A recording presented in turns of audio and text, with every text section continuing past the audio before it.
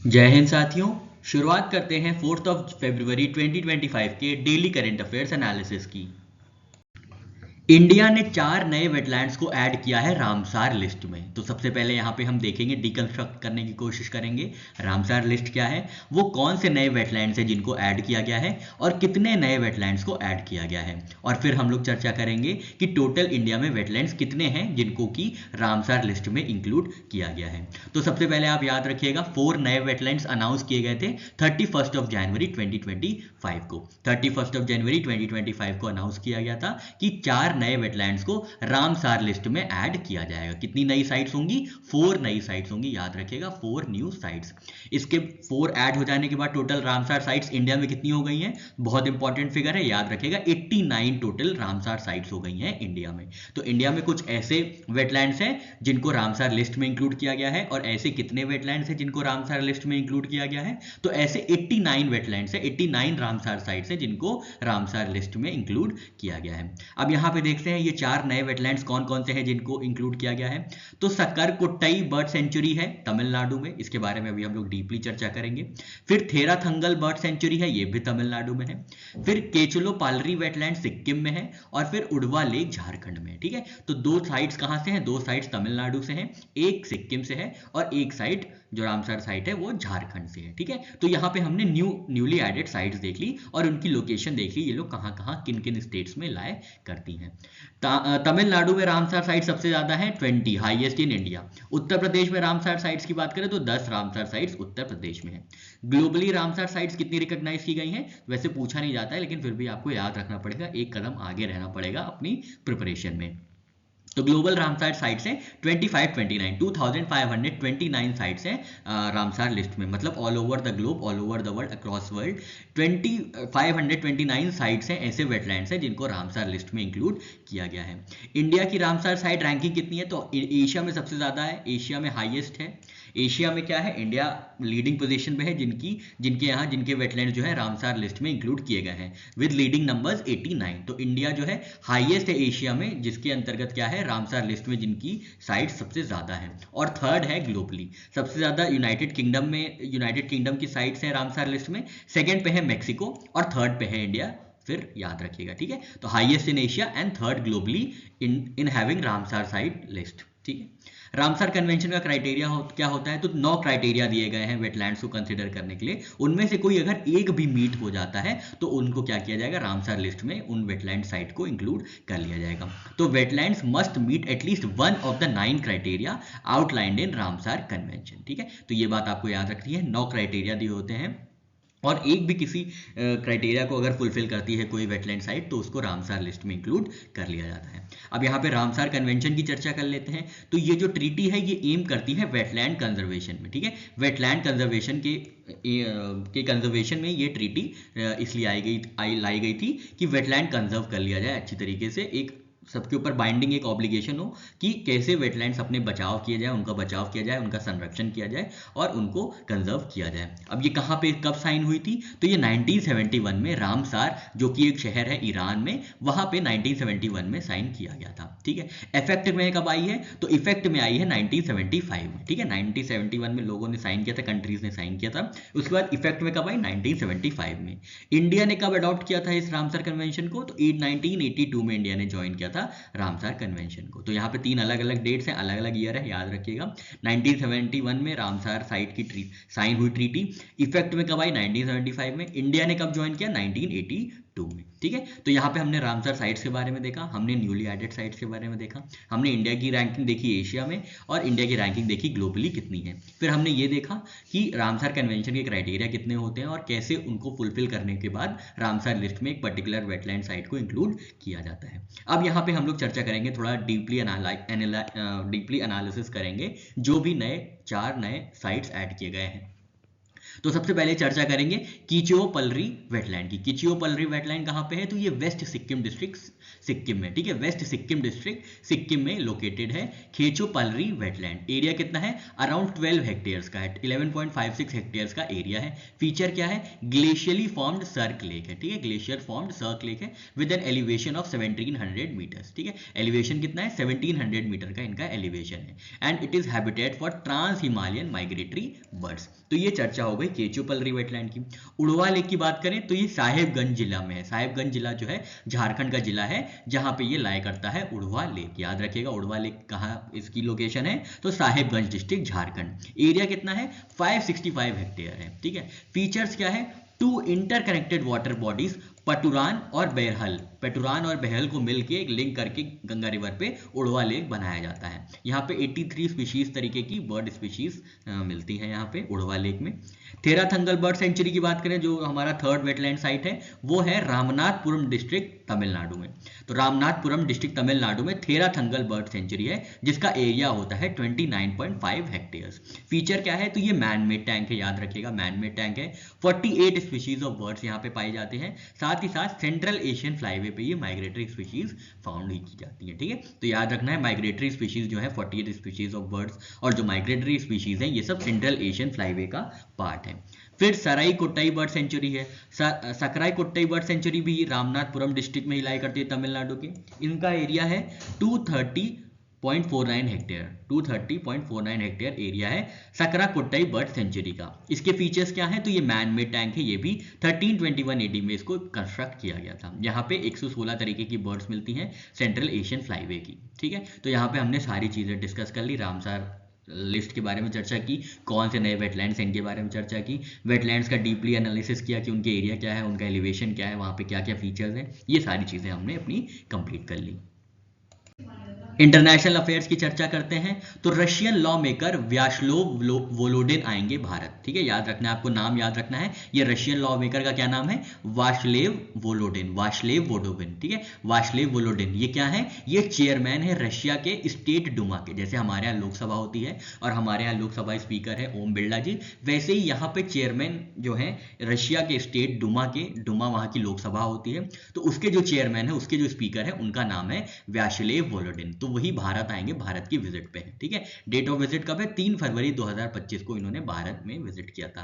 तो आपको याद रखना है रशियन लॉ मेकर जो कि है वास्लेव वोलोडिन, वो भारत की विजिट पे थे 3 फरवरी 2025 को। इसका पर्पस क्या था विजिट का? तो बायलैटरल ट्राइज को स्ट्रॉन्ग करना between Russia and India. Areas of discussion क्या थे? ट्रेड थी, एजुकेशन थी, टेक्नोलॉजी थी, कल्चरल एक्सचेंजेस थे, इंटर पार्लियामेंट्री कॉर्पोरेशन था, ठीक है। तो इंटर पार्लियामेंट्री कॉर्पोरेशन क्यों हो? क्योंकि ये पार्लियामेंट की एक विजिट थी, ठीक है। तो याद रखना है आपको रशियन लॉ मेकर व्यास्लेव वोलोडिन जो है भारत की विजिट पे थे। और ये क्या है? ये चेयरमैन है, याद रखिएगा इनकी पोजीशन क्या थी? तो ये चेयरमैन है किसके? रशिया के स्टेट डुमा के। जैसे यहाँ पे लोकसभा होती है वैसे डुमा होती है वहां पे पार्लियामेंट। इंडिया की जो पार्लियामेंट होती है उसको संसद के नाम से जाना जाता है, रशिया की जो पार्लियामेंट होती है उसको डुमा के नाम से जाना जाता है। तो रशिया की जो पार्लियामेंट है, पार्लियामेंट के जो चेयरमैन है उनका नाम है व्यास्लेव वोलोडिन, वो भारत की विजिट पे आए थे। तो ये बात आपको याद रखनी है। नेक्स्ट जो इन्फॉर्मेशन है, न्यूज़ है, वो है न्यूजीलैंड की तरफ से। तो माउंट तारांकी है, माउंट तारानाकी को ग्रांट किया गया है लीगल पर्सनहुड। याद रखिएगा माउंट तारानाकी जो कि लाया करता है न्यूजीलैंड में, उनको क्या किया गया? लीगल पर्सनहुड का दर्जा दिया गया है। याद रखिएगा ये क्या करेगा, ये क्या सिग्निफिकेंस है इसका? तो ये रिकॉग्नाइज करेगा mount Taranaki as living entity with rights similar to human being, ठीक है। तो माउंट तारानाकी को ग्रांट किया गया है लीगल पर्सनहुड। इसका मतलब ये होता है कि माउंट तारानाकी के ऊपर कोई इंक्रोचमेंट होगा या कोई उनको हार्म करेगा तो माउंट तारानाकी की तरफ से कोई उनके रिप्रेजेंटेटिव कोर्ट में जाके इसके खिलाफ मतलब कोई भी इनजस्टिस होता है उसके खिलाफ अपना पिटिशन दायर कर सकते हैं mount Taranaki as a human being. उनको सारे राइट्स उपलब्ध होंगे जो कि ह्यूमन बींग्स को उपलब्ध होते हैं, जैसे फ्री स्पीच, लिबर्टी, ठीक है। तो ये सारी चीज़ें होती हैं जो ह्यूमन बींग्स को मिलती हैं, वो भी सारी चीज़ें माउंट तारानाकी को मिलेंगी। अब माउंट तारानाकी का कोई भी जस्टिस वायलेट, कोई भी ऐसी चीज़ होती है जो कि राइट्स का वायलेशन है, तो माउंट तारानाकी थ्रू रिप्रेजेंटेटिव अपना अपील कर सकते हैं कोर्ट में। तो इसका मतलब यही होता है माउंट तारानाकी को ग्रांट किया गया है लीगल पर्सनहुड, ठीक है। हालांकि ये माउंटेन है लेकिन इनको भी लीगल पर्सनहुड, इनके भी सारे जो राइट्स हैं वो इक्विवेलेंट हैं ह्यूमन ह्यूमन बीइंग के। तो यहाँ पे कहने का यही मतलब है, माउंट तारानाकी जो कि स्थित है न्यूजीलैंड में, इनको ग्रांट किया गया है legal personhood. Legal entity name क्या है? ते कहाउ तुपुआ। ठीक है, ये तो नहीं याद रखना है आपको, एक बार पढ़ लीजिएगा, बस ये याद रखिएगा माउंट तारानाकी को ग्रांट किया गया है लीगल पर्सनहुड। और ये कहाँ पे लाया करते हैं, इनकी लोकेशन क्या है, तो ये न्यूजीलैंड में लाया करते हैं। फिर चर्चा करेंगे यूनाइटेड किंगडम की। तो यूनाइटेड किंगडम पहली कंट्री बनी है जो कि क्रिमिनलाइज करेगा AI generated child abuse content. कोई भी चाइल्ड अब्यूज कंटेंट अगर एआई जनरेटेड है तो यूके में वो क्रिमिनलाइज कर दिया जाएगा, यूके में वो एक क्रिमिनल ऑफेंस माना जाएगा। इसका अनाउंसमेंट किया था यूके होम ऑफिस ने ऑन February 1, 2025, और इस लेजिस्लेशन को इंक्लूड किया गया है क्राइम एंड पुलिसिंग बिल के अंतर्गत। इसके कुछ प्रोविजंस देख लेते हैं। क्रिमिनलाइजिंग एआई टूल्स फॉर CSAM, मतलब क्रिमिनलाइज चाइल्ड अब्यूज कंटेंट। तो कोई भी ऐसा कंटेंट है जो कि चाइल्ड अब्यूज को प्रमोट करता है और जो कि जनरेटेड हुआ है एआई से, आर्टिफिशियल इंटेलिजेंस से, तो उसको क्रिमिनलाइज किया जाएगा, उसमें 5 years तक की प्रिजन मिलेगी। एआई पीडोफाइल मैनुअल्स, कोई भी ऐसी मैनुअल है जो कि पीडोफिलिक नेचर को प्रमोट करता है या पीडोफिलिक बिहेवियर को प्रमोट करता है जो कि एआई से जनरेटेड है, उसके लिए भी सजा का प्रावधान है, 3 years इन प्रिजन। साथ ही साथ crackdown on online CSAM platforms और बॉर्डर फोर्स को भी एम्पावर करना टू इंस्पेक्ट डिवाइसेस। ठीक है, तो ये बात आपको याद रखनी है कि यूनाइटेड किंगडम जो है ये पहली कंट्री बनी है जो कि क्या करेगा, जिसने क्या किया है, जिसने क्रिमिनलाइज किया है AI generated child abuse content को। ठीक है, क्रिमिनलाइज किया है AI generated child abuse content को। स्टेट अफेयर्स की चर्चा करते हैं। तो इंडिया का पहला white tiger breeding centre establish किया जाएगा मध्य प्रदेश में। बहुत इंपॉर्टेंट है, याद रखना है, इंडिया का पहला व्हाइट टाइगर ब्रीडिंग सेंटर, याद रखिएगा, इंडिया का पहला white tiger breeding centre establish किया जाएगा कहाँ पे, गोविंदगढ़, रीवा डिस्ट्रिक्ट, मध्य प्रदेश में। ठीक है, याद रखिएगा, लोकेशन याद रखिएगा, स्पेसिफिक लोकेशन एकदम याद रखिएगा, गोविंदगढ़, रीवा डिस्ट्रिक्ट, मध्य प्रदेश में। कहाँ नजदीक होगा ये, तो ये नजदीक होगा, ये प्रॉक्सिमिटी में होगा मुकुंदपुर व्हाइट टाइगर सफारी के। ठीक है, white tiger, Mukundpur white tiger safari के नजदीक इंडिया का पहला white tiger breeding centre establish किया जाएगा जो कि गोविंदगढ़, रीवा डिस्ट्रिक्ट में स्थित होगा, मध्य प्रदेश की। ठीक है, कौन स्टैब्लिश करेगा, तो सेंट्रल जू अथॉरिटी स्टैब्लिश करेगा।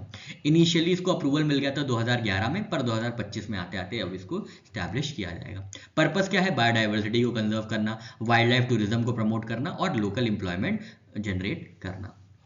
ठीक है, हिस्टोरिकल सिग्निफिकेंस की बात करें कि क्यों रीवा में ही, तो Rewa is home to Mohan, the last known wild white tiger. ठीक है, इसलिए रीवा को कंसिडर किया गया है for white tiger breeding centre. क्यों, क्योंकि रीवा जो है, रीवा घर है मोहन का। मोहन कौन है, लास्ट नोन व्हाइट टाइगर, आखिरी सफेद टाइगर है, सफेद बाघ है इंडिया का, मोहन, जिसका नाम है मोहन। वो कहाँ का रहने वाला है, तो मोहन रहने वाला है रीवा का। Mohan was discovered in 1951 by Maharaj Martand Singh Judev in Govindgarh जंगल। ठीक है, Maharaja started white tiger breeding leading to their global presence in captivity. ठीक है, तो ये हल्की सी एक बात याद रखिएगा, इतना याद करने की जरूरत नहीं है। इंपॉर्टेंट पॉइंट ये है कि इंडिया का पहला white tiger breeding centre, white tiger breeding centre कहां पे आएगा, गोविंदगढ़, रीवा डिस्ट्रिक्ट, मध्य प्रदेश में। इसकी प्रॉक्सिमिटी किससे होगी, तो मुकुंदपुर व्हाइट टाइगर सफारी के नजदीक इसकी प्रॉक्सिमिटी होगी। इसको अप्रूवल कब मिला था इसका स्टैब्लिश करने के लिए, तो 2011 में अप्रूवल मिल गया था, अब जाके लेकिन इसको स्टैब्लिश किया जाएगा।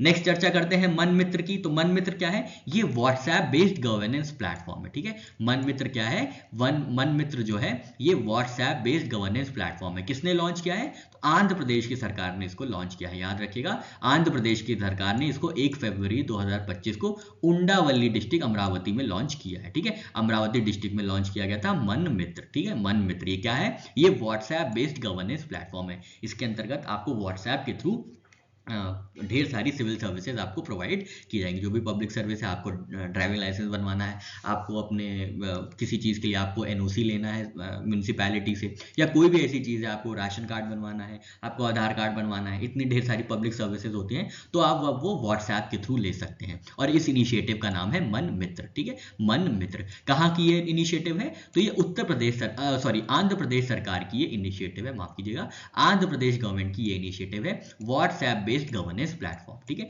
WhatsApp based governance platform. इसका प्राइमरी गोल क्या है, to make government services easily accessible via WhatsApp. Collaboration किसके साथ हुआ है, तो मेटा जो कि व्हाट्सएप को ओन करता है, उन्हीं के साथ ये पार्टनरशिप हुई है, जिसके अंतर्गत आंध्र प्रदेश सरकार जो भी पब्लिक सर्विसेज है वो थ्रू व्हाट्सएप आपको प्रोवाइड करेंगी। फेज 1 में कैसी सर्विसेज होंगी, तो 161 सिविल सर्विसेज अक्रॉस 36 डिपार्टमेंट्स। उसके बाद फेज 2 को एक्सपैंड किया जाएगा और 360 नई एडिशनल सर्विसेज को इंक्लूड किया जाएगा। तो WhatsApp will act as a bridge between citizens and government. QR code verify करने के बाद आपको डिजिटल सर्टिफिकेट भी प्रोवाइड किया जाएगा to prevent fake documents. Future integration of AI and blockchain. ठीक है, तो आपको ये याद रखना है कि इनिशिएटिव का नाम क्या है, मन मित्र है। ये क्या काम करेगा, तो ये व्हाट्सएप बेस्ड गवर्नेंस प्लेटफॉर्म है जो कि आंध्र प्रदेश सरकार द्वारा चलाया गया है। 1 फरवरी 2025 को लॉन्च किया गया था अमरावती में। इसके थ्रू जितनी भी गवर्नमेंट सर्विसेज हैं वो इजिली एक्सेसिबल होंगी वाया व्हाट्सएप। ठीक है, और कोलैबोरेशन किसके साथ हुआ है, तो मेटा के साथ कोलैबोरेशन किया गया है इस सर्विस को प्रमोट करने के लिए। चर्चा करते हैं डिफेंस अफेयर्स की। तो ट्रॉपिक एक्सरसाइज कंडक्ट की गई है इंडियन नेवी द्वारा। तो आपको याद रखना है ट्रॉपिक्स क्या है, तो ट्रॉपिक्स है theatre level operational readiness exercise. Theatre level का मतलब क्या होता है, जहां पे जॉइंटनेस होती है Indian navy, Indian army, Indian air force और कोस्ट गार्ड की। तो ये theatre level operational readiness exercise 2025 है।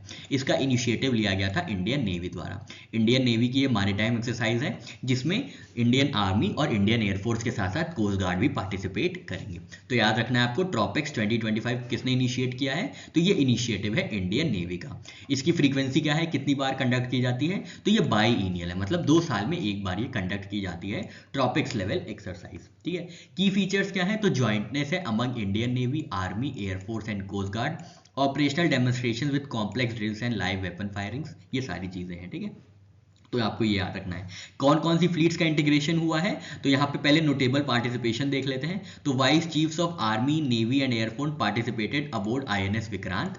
MiG 29K fighter operations coordinated with Indian air force assets. ठीक है, तो यहाँ पे आप देख रहे हैं आईएनएस विक्रांत मतलब शिप यूज हो रही है, इंडियन एयरफोर्स के एसेट्स यूज हो रहे हैं। इसी तरीके से joint integration, joint operation conduct किया जा रहा है। फ्लीट्स कैसे कैसे इंटीग्रेट की गई है, तो ईस्टर्न फ्लीट जो कि विशाखापट्टनम बेस्ड है वो इंटीग्रेट की गई थी मुंबई बेस्ड वेस्टर्न फ्लीट के साथ। ठीक है, और ये पूरा इंडियन ओशन में ये ट्रॉपिक्स लेवल एक्सरसाइज कंडक्ट की गई थी। ठीक है, ईस्टर्न फ्लीट जो कि विशाखापट्टनम बेस्ड है और वेस्टर्न फ्लीट जो कि मुंबई बेस्ड है, इन्होंने भी आपस में जॉइंटनेस के साथ एक कंडक्ट किया था एक ऑपरेशन या एक एक्सरसाइज जिसका नाम होता है ट्रॉपिक्स 2025। नेक्स्ट एक्सरसाइज की चर्चा करें तो इक्विवरिन है। इक्विवरिन का 13वां संस्करण कंडक्ट किया गया था, याद रखना है। ये कंडक्ट किया जाएगा 2 फरवरी से 15 फरवरी 2025 के बीच। होस्ट कंट्री कौन है, तो मालदीव्स है। तो ये इंडिया और मालदीव्स के बीच की एक्सरसाइज है, याद रखिएगा। इंडिया और मालदीव्स के डिफेंस फोर्सेस के बीच ये एक्सरसाइज कंडक्ट की जाती है। ठीक है, कहाँ पे ये कंडक्ट की जाएगी, तो official composite training centre Maldives national defence forces Maafilaafushi में ये कंडक्ट की जाएगी। ठीक है, तो याद रखना है आपको मालदीव्स में ये कंडक्ट की जाएगी। पहला संस्करण कब इसका होस्ट किया गया था, तो 2009 में इक्विवरिन का पहला संस्करण, पहला एडिशन होस्ट किया गया था। 12th एडिशन जो है चौबटिया उत्तराखंड में होस्ट किया गया था, याद रखिएगा जून 2023 में। ठीक है, तो ये बात आपको याद रखनी है। ये इक्विवरिन जो है ये इंडिया और मालदीव्स के बीच एक्सरसाइज है। कहाँ पे कंडक्ट की जा रही है, मालदीव्स में कंडक्ट की जा रही है। पहला एडिशन 2009 में हुआ था, ये 13वां संस्करण है। 12वां संस्करण हुआ था चौबटिया उत्तराखंड में। ठीक है, डेज एंड थीम्स की चर्चा करें तो वेटलैंड्स डे सेलिब्रेट किया गया था, ऑब्जर्व किया गया था 2 फरवरी 2025 को। याद रखना है हर साल 2 फरवरी 2025 को वेटलैंड्स डे सेलिब्रेट किया जाता है, ऑब्जर्व किया जाता है। ठीक है, वर्ल्ड वेटलैंड्स डे कब सेलिब्रेट किया जाता है, तो ये 2 फरवरी 2025 को सेलिब्रेट किया जाता है। थीम क्या थी इस बार, इंपॉर्टेंट है ये, आप याद रखिएगा, protecting world lands for our common future. ये इस बार की थीम थी, protecting wetlands for our common future. कब अडॉप्ट किया गया था वेटलैंड्स डे के लिए रेजोल्यूशन, तो ये 2021 में अडॉप्ट किया गया था और पहली बार वर्ल्ड वेटलैंड्स डे को ऑब्जर्व किया गया था 2 फरवरी 2022 को। ठीक है, तो ये तीसरा संस्करण होगा, 3rd एडिशन होगा वर्ल्ड वेटलैंड्स डे 2025 का। बैकग्राउंड क्या है, तो ये 1997 से ऑब्जर्व किया जा रहा है रामसार कन्वेंशन के अंतर्गत। ठीक है, लेकिन यूनाइटेड नेशंस ने इसको 2021 में अडॉप्ट किया था, ये बात आप याद रखिएगा। रामसार कन्वेंशन का सेक्रेटेरिएट कहाँ है, तो ये ग्लैंड स्विट्जरलैंड में स्थित है और सेक्रेटरी जनरल है रामसार कन्वेंशन के डॉक्टर मुसोंडा मुंबा। ठीक है, डॉक्टर मुसोंडा मुंबा जो है वो सेक्रेटरी जनरल है रामसार कन्वेंशन के। कब सेलिब्रेट किया जाता है, तो 2 फरवरी 2025 को सेलिब्रेट किया गया है इस बार। हर वर्ष 2 फरवरी को सेलिब्रेट किया जाता है, ऑब्जर्व किया जाता है वर्ल्ड वेटलैंड्स डे। इस बार की थीम है protecting wetlands for our common future. United Nations ने इसको अडॉप्ट किया था 2021 में और पहली बार UN recognised World Wetlands Day observe किया गया था 2022 में।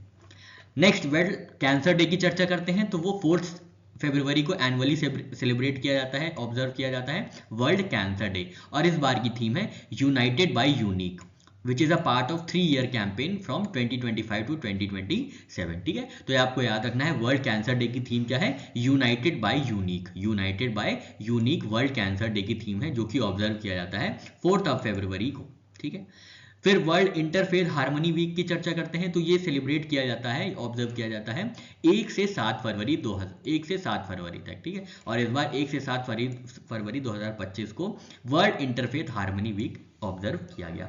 इस बार की थीम है यूनाइटिंग फॉर पीस। इस बार की क्या थीम है? यूनाइटिंग फॉर पीस इस बार की थीम है, याद रखिएगा, uniting for piece, uniting for piece इस बार की थीम है। ऑर्गेनाइज किसने किया? यूनाइटेड नेशन जनरल असेंबली ने। इसके लिए रेजोल्यूशन पास किया गया था 2010 में, और पहली बार सेलिब्रेट किया गया था 2011 में। ठीक है, तो ये बात हो गई वर्ल्ड इंटरफेथ हार्मनी वीक की। नेक्स्ट चर्चा करते हैं इंटरनेशनल डेवलपमेंट वीक की, तो ये सेलिब्रेट करता है, ये ऑब्जर्व किया जाता है कैनेडियन इंटरनेशनल डेवलपमेंट एजेंसी द्वारा। ठीक है, इसकी डेट्स क्या होती हैं? इसकी डेट्स होती हैं 2 फरवरी से 8 फरवरी 2025 तक। फ्रीक्वेंसी क्या है? एनुअल, हर साल मनाया जाता है first full week of February को। ठीक है, first full week of February को इंटरनेशनल डेवलपमेंट वीक सेलिब्रेट किया जाता है। और ये कौन ऑर्गेनाइज करता है? तो कैनेडियन इंटरनेशनल डेवलपमेंट एजेंसी इसको होस्ट करती हैं, ऑर्गेनाइज करती हैं, ऑब्जर्व करती हैं। गुजरात के चीफ मिनिस्टर भूपेंद्र पटेल जी ने अनाउंस किया है कि गुजरात राज्य तैयार करेगा यूनिफॉर्म सिविल कोड के लिए ड्राफ्ट। तो याद रखना है, उत्तराखंड के बाद अब गुजरात जो है यूनिफॉर्म सिविल कोड को लाने की तैयारी में है। इसके लिए गुजरात के चीफ मिनिस्टर भूपेंद्र पटेल जी ने अनाउंस किया है drafting of uniform civil code. Uniform civil code को ड्राफ्ट किया जाएगा गुजरात में, उसके बाद उनके प्रोविजंस देखे जाएंगे और फिर इंप्लीमेंट किया जाएगा। ठीक है, तो ये कब अनाउंस किया गया है? ये 4 फरवरी 2025 को अनाउंस किया गया है कि यूनिफॉर्म सिविल कोड लाया जाएगा गुजरात में, पर उससे पहले उसके लिए एक ड्राफ्ट तैयार किया जाएगा। इससे क्या होगा? जितने भी सिटीजन्स हैं गुजरात के, उनको इक्वल राइट्स प्रोवाइड किया जाएगा।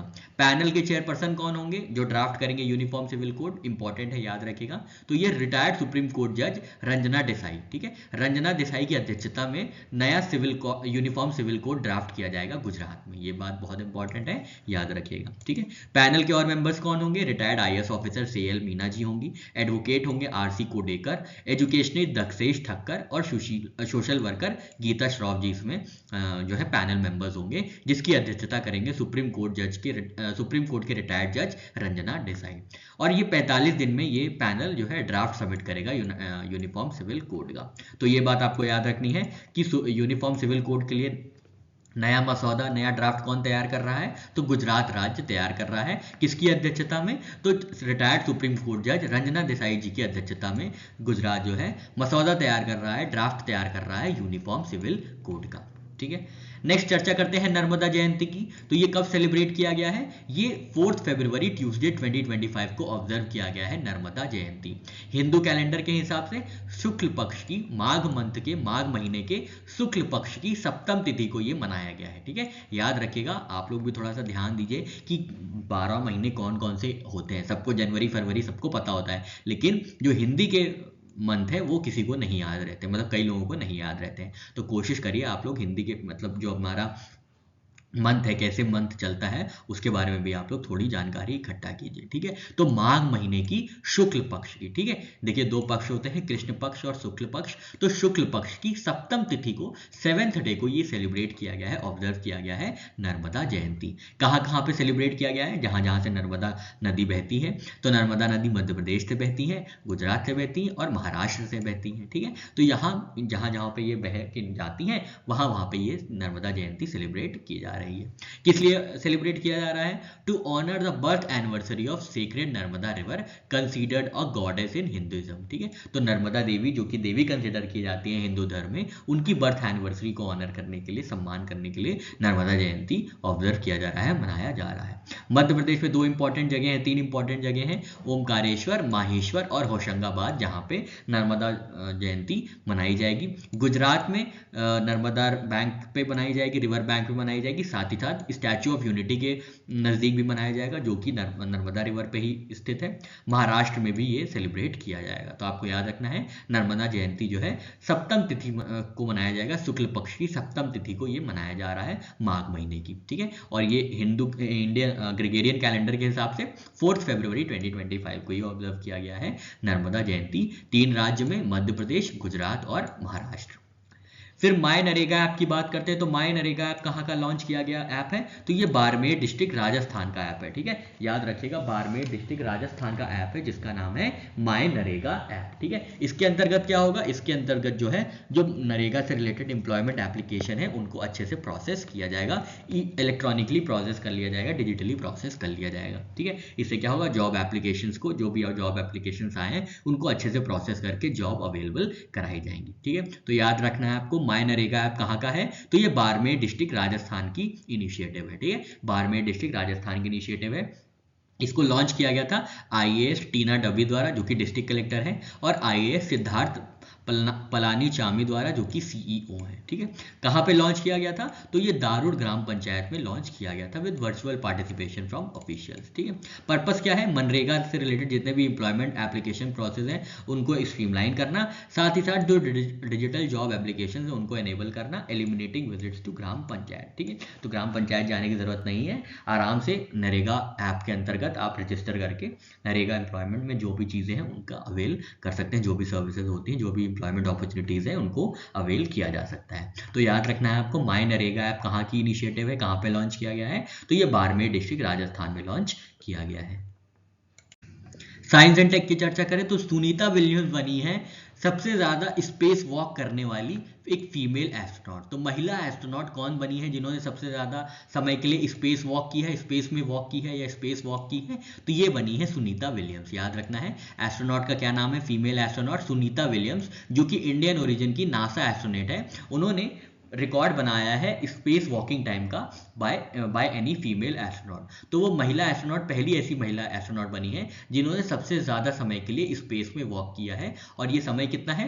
62 घंटे 16 मिनट। तो 62 आवर्स 6 मिनट्स तक स्पेस वॉक करने के लिए जो है फीमेल एस्ट्रोनॉट सुनीता विलियम्स ने एक रिकॉर्ड स्थापित किया है। रिकॉर्ड क्या है? लॉन्गेस्ट टोटल स्पेस वॉक, ठीक है। तो ये एक बार में नहीं है, मतलब ये धीरे धीरे करके ये स्पेस वॉक के लिए समय के लिए कीर्तिमान स्थापित किया गया है, पर ये लॉन्गेस्ट है। इतना समय किसी ने स्पेस वॉक नहीं किया जितना सुनीता विलियम्स जी ने किया है।